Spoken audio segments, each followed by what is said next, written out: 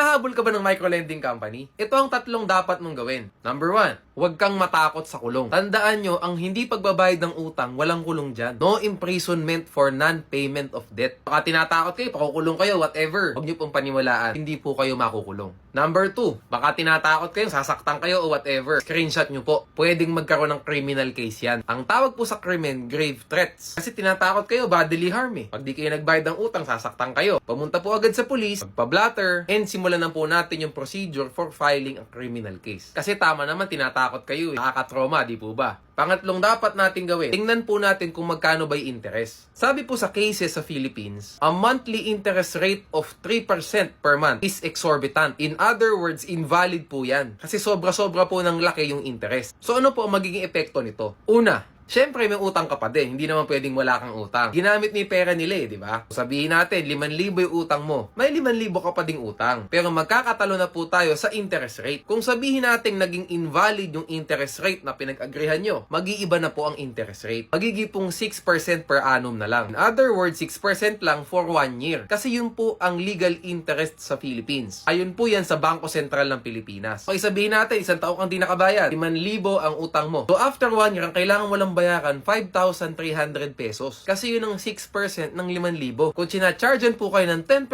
per month, 20% per month, 30% per month, 5% per month, illegal po yan. Kasi predatory. Hindi talaga kayo makakabayad, di ba? So tandaan nyo po ito palagi at huwag po kayong matakot.